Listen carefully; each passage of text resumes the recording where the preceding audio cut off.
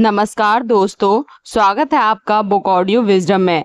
आज हम बात करने वाले हैं एक ऐसी किताब की जो आपको सिर्फ पैसे कमाने या निवेश करने के तरीके नहीं सिखाती, बल्कि आपको यह समझाने में मदद करती है कि हम पैसे के साथ वैसा व्यवहार क्यों करते हैं जैसा हम करते हैं। आज की हमारी किताब है द साइकोलॉजी ऑफ मनी, जिसे लिखा है प्रसिद्ध लेखक मॉर्गन हाउसेल ने। हम अक्सर सोचते हैं कि अगर किसी व्यक्ति को पैसे के बारे में अच्छी जानकारी है तो वह हमेशा सही फाइनेंशियल डिसीजन लेगा, लेकिन असल जिंदगी में ऐसा नहीं होता। कई बार एक पढ़ा लिखा और समझदार व्यक्ति भी पैसों को लेकर गलत फैसले कर सकता है, जबकि कोई सामान्य व्यक्ति अपनी सीमित जानकारी के बावजूद आर्थिक रूप से बेहतर स्थिति बना सकता है। क्योंकि पैसा सिर्फ गणित का खेल नहीं है। पैसा हमारे व्यवहार, भावनाओं, अनुभवों, डर, लालच और हमारी सोच का भी खेल है। हमने बचपन में पैसे को लेकर जो देखा, हमारे परिवार की आर्थिक स्थिति, हमारे आसपास के लोगों की लाइफस्टाइल और हमारे व्यक्तिगत अनुभव, ये सभी चीज़ें हमारे फाइनेंशियल डिसीजन को प्रभावित करती हैं। कुछ लोग ज़्यादा कमाकर भी हमेशा परेशान रहते हैं, जबकि कुछ लोग सीमित इनकम में भी धीरे धीरे फाइनेंशियल फ्रीडम की ओर बढ़ते हैं। पैसे के मामले में सफल होने के लिए सिर्फ यह जानना जरूरी नहीं है कि क्या करना है, बल्कि यह भी समझना भी जरूरी है कि अपने इमोशन और बिहेवियर को कैसे मैनेज करना है। तो आज की इस समरी में हम जानेंगे वेल्थ और दिखावे में क्या अंतर है, सेविंग की असली ताकत क्या है, कंपाउंडिंग कैसे काम करती है, लक और रिस्क हमारी फाइनेंशियल जर्नी को कैसे प्रभावित करते हैं, और आखिर पैसे के साथ ऐसा रिश्ता कैसे बनाया जाए जो हमें सिर्फ अमीर नहीं बल्कि आर्थिक रूप से स्वतंत्र और मानसिक रूप से शांत भी बना सके। तो चलिए बिना किसी देरी के शुरू करते हैं मॉर्गन हाउसेल की किताब द साइकोलॉजी ऑफ मनी की यह महत्वपूर्ण और ज्ञानवर्धक यात्रा। जब हम पैसे की बात करते हैं तो अक्सर हमें लगता है कि फाइनेंशियल सक्सेस पूरी तरह मैथमेटिक्स पर निर्भर करता है। कितना कमाना है, कितना खर्च करना है, कितना बचाना है, कहाँ निवेश करते हैं, कितना रिटर्न मिलता है। लेकिन मॉर्गन हाउसेल कहते हैं कि असल जिंदगी में पैसों से जुड़े हमारे फैसले सिर्फ गणित से तय नहीं होते, इसके पीछे हमारी साइकोलॉजी और बिहेवियर भी बहुत बड़ी भूमिका निभाते हैं।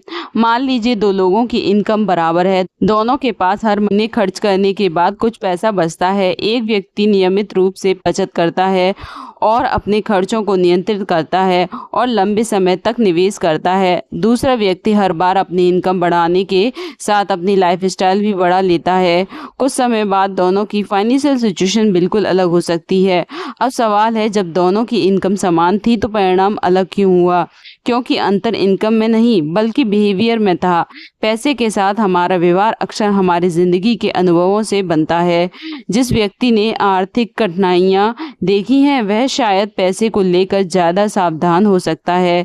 वहीं जिस व्यक्ति ने बचपन से आर्थिक सुरक्षा देखी है वह रिस्क लेने में ज्यादा सहज महसूस कर सकता है। यानी हम सभी पैसों को एक ही नज़र से नहीं देखते। हमारा पर्सनल एक्सपीरियंस हमारे फाइनेंशियल डिसीजन को प्रभावित करता है। अगर किसी व्यक्ति ने अपने आसपास किसी को इन्वेस्टमेंट में बड़ा नुकसान उठाते देखा है तो वह शायद निवेश से डरने लगे। वहीं अगर किसी ने अपने परिवार में किसी को निवेश के जरिए सफलता हासिल करते देखा है तो उसका कॉन्फिडेंस अलग हो सकता है। इसी वजह से एक ही फाइनेंशियल सिचुएशन में दो लोग बिल्कुल अलग फैसले ले सकते हैं।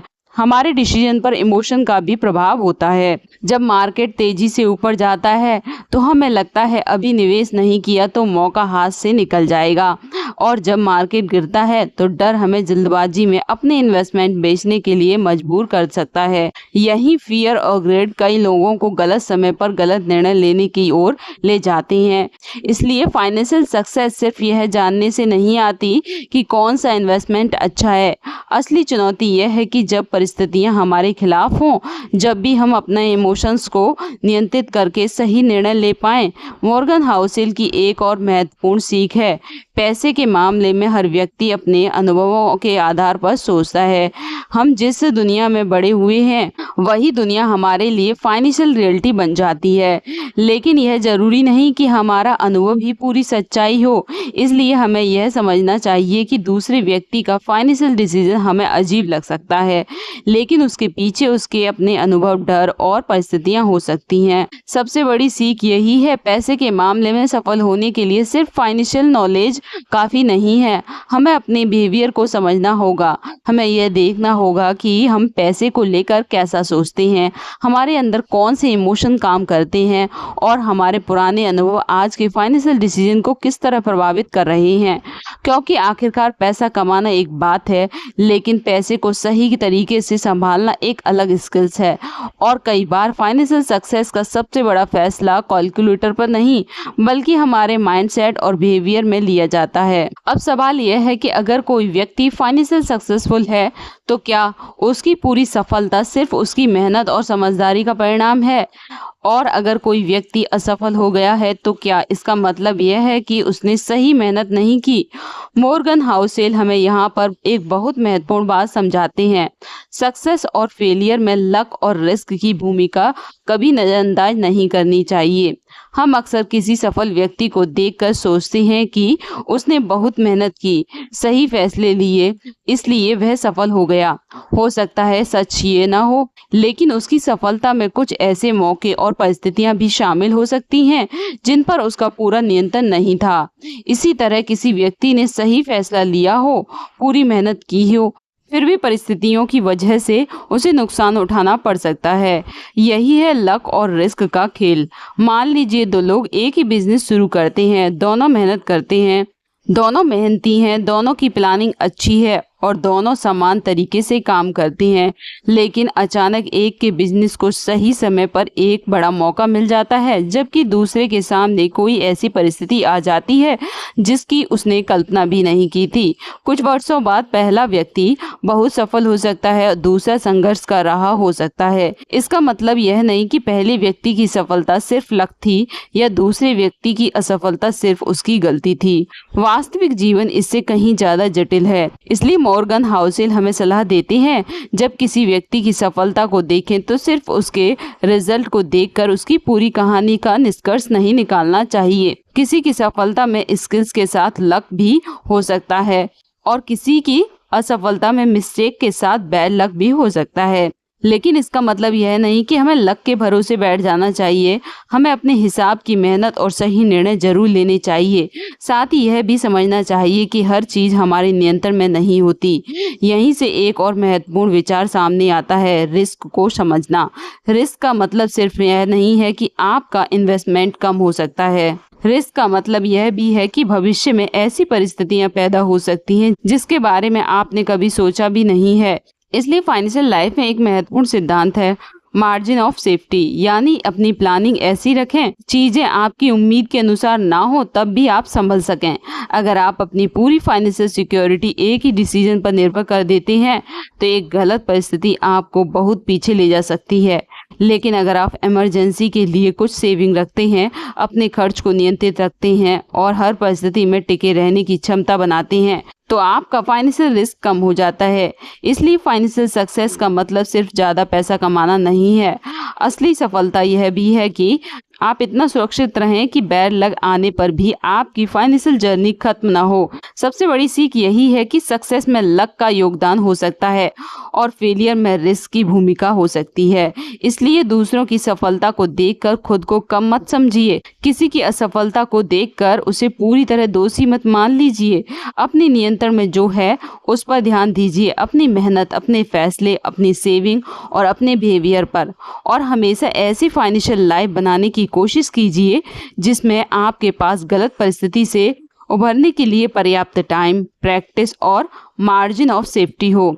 क्योंकि जीवन में हम लक को नियंत्रित नहीं कर सकते, लेकिन हम यह जरूर तय कर सकते हैं कि रिस्क आने पर हम कितने मजबूत रहेंगे। अब तक हमने समझा कि पैसे के मामले में हमारा बिहेवियर बहुत महत्वपूर्ण है और सक्सेस में लक और रिस्क की भी भूमिका होती है। लेकिन अब सवाल यह है कि अगर हम लंबे समय तक फाइनेंशियल सक्सेसफुल होना चाहते हैं तो ऐसी कौन सी शक्ति है जो धीरे धीरे हमारी वेल्थ को बहुत बड़ा बना सकती है। इसका एक महत्वपूर्ण जवाब है कंपाउंडिंग। कंपाउंडिंग का मतलब है कि आपके पास जो है रिटर्न मिलता है वह भी समय के साथ आपके लिए पैसा कमाने लगता है। इसे एक छोटे से उदाहरण से समझिए। मान लीजिए आपने कुछ पैसा इन्वेस्ट किया। पहले साल आपको उस इन्वेस्टमेंट पर रिटर्न मिला। अब दूसरे साल आपका रिटर्न सिर्फ आपकी शुरुआती पैसे पर नहीं बल्कि पहले मिले रिटर्न पर भी मिलने लगता है। फिर समय के साथ यह प्रक्रिया दोहराती रहती है, यानी आपका पैसा सिर्फ पैसा नहीं कमाता बल्कि समय के साथ आपका पैसा और उसे पैसे से कमाया गया रिटर्न भी आपके लिए काम करने लगता है। यही कंपाउंडिंग की असली ताकत है। लेकिन मॉर्गन हाउसेल के अनुसार कंपाउंडिंग का सबसे महत्वपूर्ण हिस्सा सिर्फ रिटर्न की रेट नहीं है, सबसे महत्वपूर्ण है टाइम। अगर कोई व्यक्ति लगातार कई वर्षों तक अपने इन्वेस्टमेंट को बढ़ाने का समय देता है तो छोटे छोटे रिटर्न भी लंबे समय में बहुत बड़ा प्रभाव पैदा कर सकती हैं। यही कारण है कि फाइनेंशियल सक्सेस में प्रैक्टिस इतना महत्वपूर्ण है। हम अक्सर जल्दी रिटर्न चाहते हैं। हम चाहते हैं कि हमारा पैसा कुछ ही महीनों में तेजी से बढ़ जाए, लेकिन वेल्थ क्रिएशन अक्सर एक स्लो प्रोसेस होती है। एक पेड़ का उदाहरण सोचिए। जब आप एक छोटा सा पौधा लगाते हैं तो शुरुआती वर्षों में उसकी ग्रोथ बहुत कम दिखाई देती है। अगर आप कुछ महीने बाद उसे देखकर कहें कि यह तो बहुत धीरे बढ़ रहा है और उसे उखाड़ दें तो वह कभी पेड़ बन ही नहीं पाएगा। लेकिन अगर आप उसे पानी देते रहें, उसकी देखभाल करते रहें, उसे समय दें और वर्षों बाद वही छोटा पौधा एक बड़ा पेड़ बन सकता है। कंपाउंडिंग भी कुछ ऐसा ही है। शुरुआत में इसका प्रभाव छोटा दिखाई दे सकता है, लेकिन जैसे जैसे समय गुजरता है ग्रोथ की गति बढ़ने लगती है। इसलिए फाइनेंशियल जर्नी में सबसे बड़ा फायदा हमेशा उस व्यक्ति को नहीं मिलता जो सबसे ज्यादा तेज भागता है। कई बार फायदा उस व्यक्ति को मिलता है जो सबसे लंबे समय तक सही दिशा में बना रहता है। यहाँ एक और महत्वपूर्ण बात, कंपाउंडिंग सिर्फ इन्वेस्टमेंट पर लागू नहीं होती, आपकी फाइनेंशियल हैबिट्स भी कंपाउंडिंग होती हैं। अगर आप हर महीने थोड़ा थोड़ा सेव करना सीखते हैं, लगातार फाइनेंशियल नॉलेज बढ़ाते हैं, तो समय के साथ यह छोटी आदतें आपकी पूरी फाइनेंशियल लाइफ को बदल सकती हैं। इस तरह गलत फाइनेंशियल हैबिट्स भी कंपाउंडिंग हो सकती हैं। छोटे छोटे अनावश्यक खर्च, लगातार बढ़ता लाइफस्टाइल और बिना सोचे लिए गए फाइनेंशियल डिसीजन समय के साथ बड़ी समस्या बन सकते हैं। इसलिए सवाल सिर्फ यह नहीं है कि आपका पैसा आज कितना बढ़ रहा है, सवाल यह है कि आप कौन सी फाइनेंशियल हैबिट को आने वाले 10, 20 या 30 वर्षों तक दोहराने वाले हैं। मॉर्गन हाउसेल की सोच हमें यह समझाती है कि वेल्थ क्रिएशन में कंसिस्टेंसी और टाइम की शक्ति को कम नहीं आंकना चाहिए। हमें हर बार सबसे बड़ा रिटर्न खोजने की ज़रूरत नहीं है। कई बार सबसे महत्वपूर्ण बात यह होती है कि हम लंबे समय तक गेम में बने रहें, क्योंकि कंपाउंडिंग को अपना जादू दिखाने के लिए सिर्फ पैसा नहीं, समय, धैर्य और निरंतरता चाहिए। इस भाग की सबसे बड़ी सीख यही है कि छोटे छोटे अच्छे फाइनेंशियल डिसीजन अगर लंबे समय तक दोहराए जाएं तो वे भी भविष्य में बड़ा परिणाम दे सकती हैं। इसलिए जल्दी अमीर बनने की कोशिश करने के बजाय ऐसी फाइनेंशियल स्ट्रेटेजी बनाइए जिसे आप लंबे समय तक निभा सकें, क्योंकि वेल्थ क्रिएशन की रेस में सबसे शक्तिशाली हथियार हमेशा तेज गति नहीं होता। कई बार सबसे बड़ा हथियार होता है समय के साथ लगातार बने रहना। अब तक हमने समझा कि फाइनेंशियल सक्सेस में बिहेवियर, लक, रिस्क और कंपाउंडिंग कितने महत्वपूर्ण हैं। लेकिन अब एक और बहुत जरूरी सवाल है, क्या जो व्यक्ति बाहर से बहुत अमीर दिखाई देता है वह वास्तव में भी अमीर होता है? जरूरी नहीं। मॉर्गन हाउसेल हमें वेल्थ और रिच होने के बीच एक बहुत महत्वपूर्ण अंतर समझाते हैं। रिच होना यानी आपके पास बहुत ज़्यादा इनकम हो सकती है, आप महंगी गाड़ी चला सकते हैं, बड़ा घर खरीद सकते हैं, महंगे कपड़े पहन सकते हैं और लग्जरी लाइफस्टाइल जी सकते हैं। लेकिन वेल्थ का मतलब कुछ अलग है। वेल्थ वह पैसा है जो आपने खर्च नहीं किया। वह आपकी सेविंग, इन्वेस्टमेंट और फाइनेंशियल सिक्योरिटी में छिपी हुई होती है। यानी रिच दिखने के लिए आपको अपना पैसा खर्च करना पड़ता है, लेकिन वेल्थ बनाने के लिए आपको अपने कुछ पैसे को खर्च करने से रोकना पड़ता है। मान लीजिए कोई व्यक्ति हर महीने बहुत अच्छा कमाता है, लेकिन अपनी पूरी इनकम महंगी चीजों और लग्जरी लाइफस्टाइल दिखावे पर खर्च कर देता है। दूसरी तरफ एक व्यक्ति उतना ही कमाता है, लेकिन वह अपने खर्चों को नियंत्रित करता है, कुछ पैसा सेव करता है, लंबे समय के लिए इन्वेस्ट करता है। पहला व्यक्ति बाहर से ज्यादा अमीर दिखाई दे सकता है, लेकिन दूसरा व्यक्ति वास्तव में ज्यादा फाइनेंशियल सिक्योर हो सकता है। यही रिस्क और वेल्दी होने के बीच अंतर है।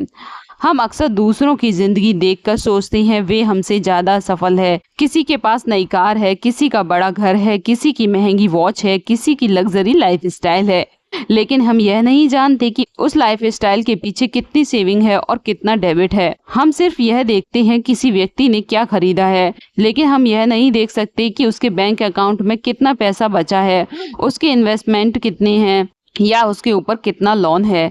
यही कारण है कि दिखावा और वास्तविक फाइनेंशियल स्ट्रेंथ एक जैसी चीजें नहीं हैं। कई बार लोग दूसरों को प्रभावित करने के लिए ऐसी चीजें खरीदते हैं जिनकी उन्हें वास्तव में जरूरत भी नहीं होती। लेकिन यहाँ एक दिलचस्प बात यह है, जब आप एक महंगी कार खरीदते हैं तो लोग शायद आपकी कार को देखकर प्रभावित हों, लेकिन वह आपके बारे में उतना नहीं सोचते जितना आप सोच रहे होते हैं। आपको लगता है लोग कहेंगे वाह यह व्यक्ति कितना सफल है, लेकिन कुछ समय बाद वह कार उसके लिए सिर्फ एक और कार बन जाती है और आपने उसके लिए अपनी मेहनत से कमाया हुआ पैसा खर्च कर दिया। इसलिए अगर आपका लक्ष्य वास्तव में वेल्थ बनाना है तो आपको दूसरों को इम्प्रेस करने की बजाय अपनी फाइनेंशियल फ्रीडम पर ध्यान देना चाहिए। वेल्थ का सबसे बड़ा फायदा यह नहीं है कि आप लोगों को दिखा सकें कि आपके पास कितना पैसा है। वेल्थ का असली फायदा यह है कि आपके पास चुनने की आज़ादी हो। आपको हर परिस्थिति में सिर्फ पैसे के लिए काम करने की मजबूरी ना हो। आपके पास इमरजेंसी आने पर संभलने की क्षमता हो। आप भविष्य के लिए सुरक्षित महसूस करें और सबसे महत्वपूर्ण, आपको अपने जीवन के फैसले सिर्फ इस डर से ना लेने पड़ें अगर इनकम बंद हो गई तो क्या होगा। यही वास्तविक वेल्थ है। इसलिए अगली बार जब आप किसी व्यक्ति को देखकर सोचें कि वह बहुत अमीर है तो याद रखिए आप उसकी लाइफस्टाइल देख रहे हैं, आप उसकी वेल्थ नहीं। और जब आप अपनी फाइनेंशियल जर्नी की तुलना दूसरों से करें तो यह मत सोचिए कि आपके पास क्या है। इसके बजाय खुद से पूछिए मैंने कितना बचाया है, मैंने कितना इन्वेस्ट किया है और मेरी फाइनेंशियल फ्रीडम कितनी मजबूत है। इसकी बड़ी सीख यही है, रिच दिखने के लिए पैसा खर्च करना पड़ता है, लेकिन वेल्थ बनाने के लिए पैसा बचाना पड़ता है। इसलिए अगर आपका लक्ष्य सिर्फ अमीर दिखना नहीं है बल्कि वास्तव में फाइनेंशियल स्ट्रांग बनना है तो दिखावे की बजाय सेविंग, इन्वेस्टिंग और फाइनेंशियल फ्रीडम पर ध्यान दीजिए, क्योंकि अंत में दिखने वाली चीजें आपकी लाइफस्टाइल बनाती हैं, लेकिन आपके द्वारा बचाया गया, इन्वेस्ट किया गया पैसा आपकी वास्तविक वेल्थ बनाता है। अब तक हमने समझा कि अमीर दिखना और वास्तव में वेल्दी होना अलग अलग चीजें हैं, लेकिन सवाल यह है कि अगर हम वास्तव में वेल्थ बनाना चाहते हैं, शुरुआत कहाँ से करें। मॉर्गन हाउसेल के अनुसार इसका एक सबसे महत्वपूर्ण जवाब है सेविंग। हम अक्सर सोचते हैं कि वेल्थ बनाने के लिए हमें बहुत ज़्यादा कमाना ज़रूरी है। हमें लगता है हमारी इनकम बढ़ जाएगी तब हम ज़्यादा पैसा सेव कर पाएंगे, लेकिन सच्चाई यह है कि सेविंग सिर्फ इनकम पर निर्भर नहीं करती। सेविंग इस बात पर निर्भर करती है कि आपको वास्तव में कितना पैसा चाहिए, आप अपनी लाइफस्टाइल को कितना नियंत्रित कर सकते हैं। मान लीजिए किसी व्यक्ति की इनकम हर महीने 50,000 है। अगर वह अपनी पूरी इनकम खर्च कर देता है तो उसकी सेविंग 0 है। दूसरी तरफ कोई व्यक्ति 30,000 कमाता है लेकिन अपने खर्च को नियंत्रित करके हर महीने कुछ पैसा बचा लेता है। समय के साथ दूसरा व्यक्ति फाइनेंशियली ज़्यादा मजबूत हो सकता है। इसलिए सवाल सिर्फ यह नहीं है कि आप कितना कमाते हैं, सवाल यह भी है कि आप अपनी इनकम में से कितना बचा पाते हैं। सेविंग का एक और बहुत बड़ा फायदा है, यह आपको फाइनेंशियल फ्रीडम देती है। मान लीजिए आपके पास कुछ ऐसी सेविंग है जिनकी वजह से अगर अचानक आपकी इनकम कुछ समय के लिए बंद हो जाए तब भी आप अपनी ज़रूरतें पूरी कर सकते हैं। तो आपके पास एक तरह की फाइनेंशियल सिक्योरिटी है। आप हर निर्णय इस डर से नहीं लेते, अगर मैंने यह काम छोड़ दिया तो मेरे पास पैसे नहीं रहेंगे। यही फाइनेंशियल फ्रीडम की शुरुआत है। फाइनेंशियल फ्रीडम का मतलब हमेशा करोड़ों रुपए होना नहीं है। कई बार फाइनेंशियल फ्रीडम का मतलब सिर्फ इतना होता है कि आपके पास अपनी ज़िंदगी के फैसले लेने की पर्याप्त स्वतंत्रता हो। आपको किसी गलत परिस्थिति में सिर्फ पैसे की मजबूरी के कारण फंसे रहना ना पड़े। यहीं पर लाइफस्टाइल का महत्व तो सामने आता है। जैसे जैसे आपकी इनकम बढ़ती है, अगर आपका खर्च भी उसी गति से बढ़ता जाता है तो आपकी फाइनेंशियल पोजीशन शायद ज़्यादा मजबूत नहीं होगी। इसे लाइफस्टाइल इन्फ्लेशन कहा जा सकता है। आज आपकी इनकम 50,000 है और आपका खर्च 40,000 है। कुछ समय बाद आपकी इनकम बढ़कर 1,00,000 हो जाती है, लेकिन अगर आपका खर्च भी बढ़कर 90,000 हो गया तो आपकी फाइनेंशियल फ्रीडम बहुत ज़्यादा बड़ी है। आपकी इनकम बढ़ी है लेकिन आपकी फाइनेंशियल सिक्योरिटी उतनी नहीं बढ़ी। इसलिए इनकम बढ़ने के साथ अपनी लाइफस्टाइल को तुरंत बढ़ाने के बजाय अपनी सेविंग और इन्वेस्टमेंट को बढ़ाना ज़्यादा समझदारी हो सकती है। यहाँ एक और महत्वपूर्ण बात समझना जरूरी है। सेविंग का उद्देश्य सिर्फ भविष्य के लिए पैसा जमा करना नहीं है। सेविंग आपको ऑप्शन देती है। अगर आपके पास सेविंग है तो आपके पास समय खरीदने की क्षमता होती है। आप किसी नए अवसर का इंतजार कर सकते हैं। आप अचानक आने वाले खर्च को संभाल सकते हैं। आप अपने भविष्य के लिए बेहतर निर्णय ले सकते हैं। और सबसे महत्वपूर्ण, आपके पास अपनी ज़िंदगी पर थोड़ा ज़्यादा नियंत्रण होता है। इसलिए फाइनेंशियल सक्सेस की शुरुआत हमेशा बड़े इन्वेस्टमेंट से नहीं होती। कई बार इसकी शुरुआत एक छोटे से सवाल से होती है। मेरी इनकम में से कितना पैसा मैं आज खर्च करने के बजाय अपने भविष्य के लिए बचा सकता हूँ। क्योंकि वेल्थ बनाने के लिए आपको सिर्फ ज़्यादा कमाने की ज़रूरत नहीं, आपको यह भी सीखना होगा कि कमाए हुए पैसे को अपने भविष्य के लिए कैसे बचाया जाए और सही तरीके से इस्तेमाल किया जाए। इसकी बड़ी सीख यही है कि सेविंग आपको सिर्फ पैसा नहीं देती, यह आपको फ्रीडम देती है। याद रखिए, आप जितना ज़्यादा अपने खर्च पर नियंत्रण कर पाएंगे उतना ही कम पैसा आपको अपनी जिंदगी को नियंत्रित करने के लिए चाहिए होगा। यही फाइनेंशियल फ्रीडम की असली शुरुआत है। इसलिए अपनी इनकम बढ़ाने पर जरूर ध्यान दीजिए, लेकिन साथ ही अपनी सेविंग रेट, लाइफस्टाइल और फाइनेंशियल सिक्योरिटी पर भी ध्यान दीजिए। क्योंकि अंत में फाइनेंशियल फ्रीडम का मतलब यह नहीं है कि आपके पास कितना पैसा है, बल्कि यह है कि आपको अपनी ज़िंदगी जीने के लिए कितने पैसों की ज़रूरत है और उस ज़रूरत को पूरा करने के लिए आपके पास कितनी फाइनेंशियल सिक्योरिटी मौजूद है। अब तक हमने समझा कि सेविंग, वेल्थ और फाइनेंशियल फ्रीडम के लिए सही फाइनेंशियल बिहेवियर कितना ज़रूरी है। लेकिन कई बार हमें पता होता है कि सही फाइनेंशियल डिसीजन क्या है, फिर भी हम गलत फैसला कर बैठते हैं। क्यों? क्योंकि पैसे के मामले में हमारे डिसीजन पर सिर्फ लॉजिक काम नहीं करता, हमारे इमोशन भी बहुत बड़ी भूमिका निभाते हैं। और मनी साइकोलॉजी में 3 चीज़ें अक्सर हमारे फैसलों को प्रभावित करती हैं: ग्रिड यानी लालच, फियर यानी डर, कंपैरिजन यानी दूसरों से तुलना। सबसे पहली बात करते हैं ग्रिड की। जब हमें लगता है कि कोई इन्वेस्टमेंट बहुत तेजी से बढ़ रहा है तो हमारे मन में आता है कि हमें भी तुरंत इसमें पैसा लगाना चाहिए। हम सोचते हैं अगर मैंने अभी पैसा नहीं लगाया तो मैं इस मौके से बाहर रह जाऊंगा। यही भावना कई बार हमें बिना पूरी जानकारी के फाइनेंशियल डिसीजन लेने के लिए प्रेरित कर सकती है। हम ज़्यादा रिटर्न पाने की इच्छा में ज़्यादा रिस्क लेने लगते हैं, और जब हम यह भूल जाते हैं कि हर इन्वेस्टमेंट में रिस्क होता है, तब हमारा लालच हमें गलत फैसला लेने की ओर ले जा सकता है। अब दूसरी तरफ है फियर यानी कि डर। जब मार्केट गिरता है या हमारे इन्वेस्टमेंट की वैल्यू कम होती है तो डर पैदा हो जाता है। हमें लगता है शायद हमारा पैसा और कम हो जाएगा, और इसी डर में कई लोग जल्दबाजी में अपना इन्वेस्टमेंट बेच देते हैं। यानी जब कीमतें ऊपर होती हैं तब हमारा ग्रिड हमें खरीदने के लिए प्रेरित करता है, और जब कीमतें नीचे होती हैं तब हमारा फियर हमें बेचने के लिए मजबूर कर सकता है। यही इमोशन साइकिल फाइनेंशियल डिसीजन को प्रभावित करता है। लेकिन मनी साइकोलॉजी का एक और बहुत बड़ा हिस्सा है कंपैरिजन। आज सोशल मीडिया की वजह से हम लगातार दूसरों की जिंदगी देखते रहते हैं। किसी के पास नई कार है, किसी ने नया घर खरीदा है, किसी की शानदार लाइफ स्टाइल है, किसी की विदेश यात्रा की तस्वीर है और धीरे धीरे हमारे मन में एक भावना पैदा होती है, मेरे पास यह क्यों नहीं है। यहीं से लाइफ स्टाइल इन्फ्लेशन शुरू हो सकती है।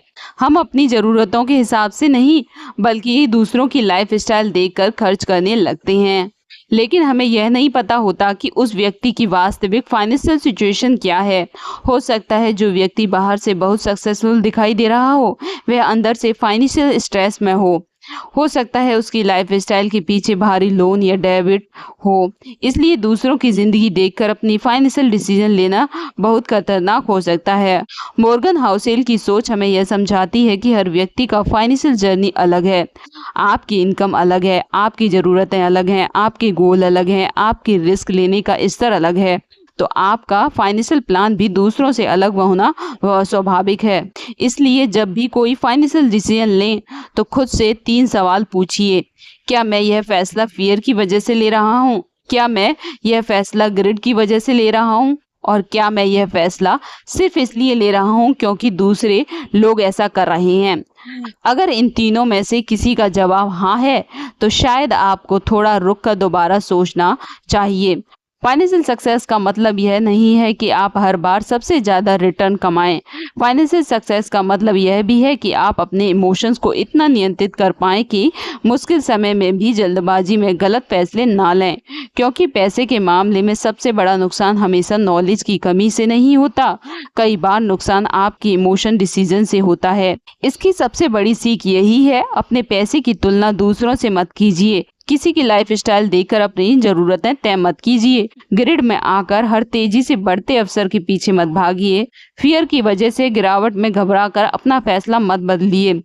अपने फाइनेंशियल गोल को समझिए, अपनी परिस्थिति को स्वीकार कीजिए और वही फाइनेंशियल डिसीजन लीजिए जिन्हें आप लंबे समय तक शांति और आत्मविश्वास के साथ निभा सकें। क्योंकि आखिरकार पैसे के खेल में सबसे बड़ी जीत सिर्फ ज़्यादा पैसा कमाना नहीं है, सबसे बड़ी जीत है अपने इमोशन को समझना, अपने डिसीजन पर नियंत्रण रखना, अपनी फाइनेंशियल जर्नी को दूसरों की ज़िंदगी से अलग पहचानना। अब तक हमने समझा कि पैसे के मामले में हमारे इमोशंस, एक्सपीरियंस और पर्सनल सर्कमस्टेंसेस हमारे फाइनेंशियल डिसीजन को प्रभावित करते हैं। लेकिन अब एक महत्वपूर्ण सवाल है, क्या हर फाइनेंशियल डिसीजन पूरी तरह लॉजिक और मैथमेटिक्स के आधार पर लेना चाहिए? मॉर्गन हाउसेल के अनुसार जरूरी नहीं, क्योंकि कई बार जो डिसीजन कागज पर सबसे ज़्यादा रैशनल दिखाई देता है वह आपके लिए प्रैक्टिकल या सूटेबल नहीं होता। इसलिए उसका एक महत्वपूर्ण विचार है, रैशनल होने से ज़्यादा जरूरी है रीजनेबल होना। मान लीजिए फाइनेंशियल मैथमेटिक्स के हिसाब से आपको अपना सारा पैसा एक ऐसे इन्वेस्टमेंट में लाना चाहिए जिससे लंबे समय में ज़्यादा रिटर्न मिलने की उम्मीद हो। लेकिन अगर उस इन्वेस्टमेंट में इतना रिस्क है, मार्केट गिरने पर आप घबरा जाएंगे और अपना पैसा गलत समय पर बेच देंगे, तो वह आपके लिए शायद सही डिसीजन नहीं है। आपके लिए एक ऐसा इन्वेस्टमेंट प्लान बेहतर हो सकता है जिसमें रिटर्न थोड़ा कम हो लेकिन उसे लंबे समय तक बिना घबराए बनाए रख सकें। यानी सबसे अच्छा फाइनेंशियल डिसीजन हमेशा वह नहीं होता जो कागज पर सबसे ज़्यादा रिटर्न दिखाए। सबसे अच्छा डिसीजन वह हो सकता है जिसे आप लंबे समय तक निभा सकें। यही है रीजनेबल होने का मतलब। हर व्यक्ति की फाइनेंशियल सिचुएशन अलग होती है। किसी की इनकम ज़्यादा है, किसी की जिम्मेदारियां ज़्यादा हैं, किसी के पास परिवार की जिम्मेदारी है, किसी को बच्चों की पढ़ाई के लिए पैसा चाहिए, किसी को भविष्य में घर खरीदना है और किसी व्यक्ति का सबसे बड़ा लक्ष्य सिर्फ फाइनेंशियल सिक्योरिटी हो सकता है। इसलिए हर व्यक्ति का सही फाइनेंशियल डिसीजन दूसरे के व्यक्ति के लिए सही हो यह जरूरी नहीं। आपको अपनी ज़िंदगी के अनुसार अपना फाइनेंशियल प्लान बनाना चाहिए। मान लीजिए किसी व्यक्ति को रात में अच्छी नींद तब आती है जब उसके पास पर्याप्त इमरजेंसी सेविंग होती है। हो सकता है फाइनेंशियल मैथमेटिक्स के हिसाब से वह पैसा किसी इन्वेस्टमेंट में लगाया जा सकता था, लेकिन अगर इमरजेंसी फंड रखने से वह व्यक्ति मानसिक रूप से सुरक्षित महसूस करता है तो यह डिसीजन उसके लिए रीजनेबल हो सकता है। क्योंकि पर्सनल फाइनेंस सिर्फ नंबर का खेल नहीं है, यही आपकी मेंटल पीस का भी हिस्सा है। इसी तरह अगर आप किसी इन्वेस्टमेंट में इतना पैसा लगा देते हैं कि हर दिन उसको देखकर चिंता करने लगते हैं तो शायद आपने अपने रिस्क कैपेसिटी से ज़्यादा रिस्क ले लिया है। इसलिए फाइनेंशियल प्लानिंग में एक महत्वपूर्ण सवाल यह नहीं होना चाहिए कि मैं कितना ज़्यादा रिटर्न कमा सकता हूँ, बल्कि यह भी होना चाहिए मैं कितने रिस्क के साथ आराम से जी सकता हूँ। यही फर्क है रैशनल और रीजनेबल होने के बीच। रैशनल डिसीजन कह सकता है यह विकल्प सबसे अच्छा रिटर्न दे सकता है, लेकिन रीजनेबल डिसीजन पूछता है क्या मैं इस विकल्प को लंबे समय तक बनाए रख पाऊंगा। और यही सवाल फाइनेंशियल सक्सेस के लिए बहुत महत्वपूर्ण है, क्योंकि आपका फाइनेंशियल प्लान कितना भी अच्छा क्यों ना हो, अगर आप उसे कुछ महीनों या कुछ वर्षों बाद छोड़ देते हैं तो उसका फायदा नहीं मिलेगा। इसलिए अपने फाइनेंशियल डिसीजन को अपनी इनकम, गोल, रिस्पॉन्सिबिलिटीज, रिस्क टॉलरेंस और मेंटल पीस के अनुसार बनाइए। दूसरों को देखकर अपने फाइनेंशियल डिसीजन मत लीजिए। अगर आपका दोस्त ज़्यादा रिस्क ले सकता है तो इसका मतलब यह नहीं है कि आपको भी उतना ही रिस्क लेना चाहिए। अगर कोई व्यक्ति जल्दी वेल्थ बना रहा है तो आपको उस गति से चलने की ज़रूरत नहीं है। आपका लक्ष्य होना चाहिए ऐसा फाइनेंशियल लाइफ बनाना जिसे आप लंबे समय तक खुशी और शांति के साथ जी सकें। इसकी सबसे बड़ी सीख यही है कि पर्सनल फाइनेंस में हमेशा परफेक्ट डिसीजन लेने की कोशिश मत कीजिए। इसके बजाय ऐसा डिसीजन लीजिए जो आपके लिए रीजनेबल, प्रैक्टिकल और सूटेबल हो। क्योंकि फाइनेंशियल सक्सेस सिर्फ यह नहीं है कि आपके पास कितना पैसा है, फाइनेंशियल सक्सेस यह भी है कि आप अपने पैसे के साथ कितनी शांति से जी सकते हैं। इसलिए याद रखिए, दूसरों का फाइनेंशियल प्लान आपके लिए सही हो यह जरूरी नहीं। आपकी ज़िंदगी, आपकी परिस्थितियाँ और आपके गोल्स अलग हैं। इसलिए अपना फाइनेंशियल गेम खुद समझिए और ऐसा रास्ता चुनिए जिस पर आप लंबे समय तक टिके रह सकें। अब तक हमने समझा कि फाइनेंशियल सक्सेस सिर्फ ज़्यादा पैसा कमाने से नहीं आती, इसके लिए सही behaviour, saving, patience, emotion control और लॉन्ग टर्म थिंकिंग भी ज़रूरी है। तो आखिर वेल्थ बनाने के वे कौन से गोल्डन रूल हैं जिन्हें हमें अपनी फाइनेंशियल लाइफ में अपनाना चाहिए। सबसे पहला रूल है लॉन्ग टर्म थिंकिंग रखिए। वेल्थ क्रिएशन कोई एक दिन या एक साल का खेल नहीं है। कंपाउंडिंग को अपना असर दिखाने में समय लगता है। इसलिए अगर आप हर कुछ महीनों में अपना फाइनेंशियल प्लान बदलते रहेंगे तो आप उस सबसे शक्तिशाली चीज से वंचित हो सकते हैं, टाइम। इसलिए अपने फाइनेंशियल डिसीजन को लंबे समय के नजरिए से देखिए। आज का छोटा फायदा हमेशा भविष्य के बड़े फायदे से ज्यादा महत्वपूर्ण नहीं होता। कई बार सबसे अच्छा फाइनेंशियल डिसीजन वह होता है जिसमें आप धीरे धीरे आगे बढ़ते हैं लेकिन लंबे समय तक टिके रहते हैं। दूसरा गोल्डन रूल है मार्जिन ऑफ सेफ्टी रखिए। जीवन हमेशा हमारी प्लानिंग के अनुसार नहीं चलता। कभी इनकम कम हो सकती है, कभी अचानक कोई बड़ा खर्च आ सकता है, कभी बिजनेस में नुकसान हो सकता है जिनके बारे में हमने सोचा भी नहीं था। इसलिए अपनी फाइनेंशियल लाइफ को इस तरह बनाइए, अगर चीज़ें आपकी उम्मीद के अनुसार ना हो तब भी आप संभल सकें। इमरजेंसी सेविंग रखना, अपनी क्षमता से ज़्यादा डेबिट ना लेना और हर पैसा एक ही जगह रिस्क पर ना लगाना, ये सभी मार्जिन ऑफ सेफ्टी का हिस्सा हो सकते हैं। याद रखिए, आपको सिर्फ यह नहीं सोचना चाहिए कि अगर सब कुछ सही रहा तो आप कितना कमा सकते हो। आपको यह भी सोचना चाहिए अगर कुछ गलत हो गया तो आप कितना समय तक टिक सकते हो। यही फाइनेंशियल रेजिलियंस है। तीसरा गोल्डन रूल है पेशेंस रखिए। आज की दुनिया हमें हर चीज़ जल्दी पाने के लिए प्रेरित करती है। हम जल्दी अमीर बनना चाहते हैं, हम जल्दी सक्सेस चाहते हैं, जल्दी रिजल्ट चाहते हैं, लेकिन वेल्थ क्रिएशन अक्सर धीरे धीरे होती है। आपका इन्वेस्टमेंट आज बहुत छोटा दिखाई दे सकता है, आपकी सेविंग आज बहुत कम लग सकती हैं, लेकिन अगर आप सही दिशा में लगातार आगे बढ़ते हैं तो समय के साथ इसका प्रभाव बहुत बड़ा हो सकता है। इसलिए हर दिन अपने फाइनेंशियल रिजल्ट को देखकर परेशान होने के बजाय अपनी फाइनेंशियल हैबिट्स पर ध्यान दीजिए। क्या आप नियमित रूप से सेव कर रहे हैं? क्या आप अपने खर्च को नियंत्रित कर रहे हैं? क्या आप अपने फाइनेंशियल गोल के लिए काम कर रहे हैं? क्या आप अपने इमोशन को नियंत्रित कर पा रहे हैं? अगर इन सवालों के जवाब हाँ हैं तो आप सही दिशा में आगे बढ़ रहे हैं। चौथा गोल्डन रूल है अपनी फाइनेंशियल लाइफ को सिंपल रखिए।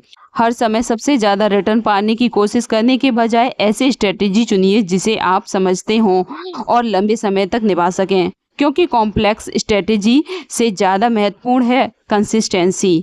और पांचवा गोल्डन रूल है फाइनेंशियल फ्रीडम को अपना लक्ष्य बनाइए। सिर्फ अमीर दिखने के लिए पैसा मत कमाइए, ऐसी वेल्थ बनाने की कोशिश कीजिए जो आपको चॉइस और फ्रीडम दे। ऐसी फाइनेंशियल पोजीशन बनाइए जहां आपके पास कठिन समय में टिके रहने की क्षमता हो। भविष्य के फैसले सिर्फ पैसे की मजबूरी में ना लेने पड़े, यही वास्तविक वेल्थ है। तो अगर हम इस पूरी किताब की सीख को कुछ शब्दों में समेटें तो वेल्थ बनाने के गोल्डन रूल कुछ ऐसे हैं। लॉन्ग टर्म सोचिए, अपने लिए मार्जिन ऑफ सेफ्टी रखिए, पेशेंस रखिए, अपने इमोशन को कंट्रोल कीजिए, अपनी लाइफ स्टाइल को नियंत्रित रखिए और सबसे महत्वपूर्ण फाइनेंशियल गेम में लंबे समय तक बने रहिए, क्योंकि वेल्थ क्रिएशन में हमेशा सबसे तेज व्यक्ति जीतता है। यह जरूरी नहीं है, कई बार जीत उस व्यक्ति की होती है जो सही दिशा में चलता रहता है, गलत समय पर घबराता नहीं है और लंबे समय तक गेम में बना रहता है। यही द साइकोलॉजी ऑफ मनी की सबसे बड़ी सीखों में से एक है। पैसे के मामले में सफलता सिर्फ यह जानने से नहीं आती कि आपको क्या करना चाहिए, सफलता तब आती है जब आप सही चीजों को लंबे समय तक करने का धैर्य रखते हैं। तो दोस्तों, अब तक हमने मॉर्गन हाउसेल की किताब द साइकोलॉजी ऑफ मनी से कई महत्वपूर्ण बातें सीखी। हमने समझा कि पैसा सिर्फ मैथमेटिक्स का खेल नहीं है, पैसे के साथ हमारे बिहेवियर, इमोशन और पर्सनल एक्सपीरियंस भी बहुत बड़ी भूमिका निभाते हैं। हमने जाना कि सक्सेस में लक और रिस्क दोनों का प्रभाव हो सकता है। हमने समझा कि कंपाउंडिंग की असली ताकत टाइम और पेशेंस में छिपी है। हमने यह भी जाना कि रिच दिखना और वास्तव में वेल्दी होना अलग अलग चीजें हैं। हमने सेविंग की शक्ति को समझा और जाना कि फाइनेंशियल फ्रीडम सिर्फ ज्यादा पैसा होने का नाम नहीं, बल्कि अपनी जिंदगी के फैसले को लेने की आजादी का नाम भी है। हमने यह भी देखा कि ग्रिड, फियर और कंपैरिजन हमारे फाइनेंशियल डिसीजन को प्रभावित कर सकते हैं। और सबसे महत्वपूर्ण बात, पर्सनल फाइनेंस में हमेशा सबसे रैशनल डिसीजन लेना जरूरी नहीं है। हमें अपने जीवन, अपनी इनकम, अपनी रिस्पॉन्सिबिलिटी और अपने गोल्स के अनुसार रीजनेबल और सुइटेबल डिसीजन लेने चाहिए। तो अब सवाल है, पैसे के साथ बेहतर रिश्ता कैसे बनाया जाए? शायद इसकी शुरुआत इस बात से होती है, हम पैसे को सिर्फ खर्च करने या जमा करने की चीज न समझें। पैसा एक टूल है, ऐसा टूल जिसका इस्तेमाल हम अपने भविष्य को सुरक्षित बनाने, अपने परिवार की मदद करने और अपनी जिंदगी में ज्यादा फ्रीडम लाने के लिए कर सकते हैं। इसलिए आज से पैसे के साथ अपने रिश्ते को बेहतर बनाने के लिए एक छोटा सा प्रैक्टिकल एक्शन चैलेंज शुरू कीजिए। आज सिर्फ 10 मिनट निकालिए और एक कागज पर 3 चीजें लिखिए। पहला, मेरी सबसे बड़ी फाइनेंशियल प्रॉपर्टी क्या है? दूसरा, मैं हर महीने अपनी इनकम में से कितना पैसा सेव कर सकता हूँ? तीसरा, ऐसी कौन सी फाइनेंशियल हैबिट है जिसे मैं आज से बदलना चाहता हूँ? यह कोई बहुत बड़ा बदलाव नहीं होना चाहिए, बस एक छोटा कदम। शायद हर महीने थोड़ा ज्यादा सेव करना, शायद अनावश्यक खर्च को कम करना, शायद इमरजेंसी फंड बनाना, या शायद दूसरों की लाइफस्टाइल से अपनी फाइनेंशियल लाइफ की तुलना करना बंद करना। याद रखिए, वेल्थ एक दिन में नहीं बनती, यह छोटे छोटे फाइनेंशियल डिसीजन से बनती है जिन्हें हम लंबे समय तक दोहराते हैं। इसलिए जल्दी अमीर बनने की चिंता करने के बजाय ऐसी फाइनेंशियल लाइफ बनाने पर ध्यान दीजिए जिसमें आपके पास सिक्योरिटी, फ्रीडम और मेंटल पीस हो। और अंत में द साइकोलॉजी ऑफ मनी की सबसे बड़ी सीख शायद यही है, पैसे के साथ सफल होने के लिए आपको सिर्फ पैसे को समझने की जरूरत नहीं है, आपको खुद को समझने की भी जरूरत है। तो आज से अपने पैसों को सिर्फ खर्च करने के लिए नहीं, बल्कि अपने भविष्य को बेहतर बनाने के लिए इस्तेमाल कीजिए। अगर आपको द साइकोलॉजी ऑफ मनी की यह समरी पसंद आई हो तो वीडियो को लाइक करें, बुक ऑडियो विजडम को सब्सक्राइब करें और इस वीडियो को ऐसे व्यक्ति के साथ जरूर शेयर करें जो अपने पैसे और फाइनेंशियल फ्यूचर को बेहतर बनाना चाहता है। मिलते हैं अगली नॉलेज और विजडम से भरी किताब के साथ। तब तक याद रखिए, कमाइए समझदारी से, खर्च कीजिए सोच समझकर, बचाइए धैर्य के साथ और अपने पैसे को अपने भविष्य की आज़ादी का साधन बनाइए। धन्यवाद।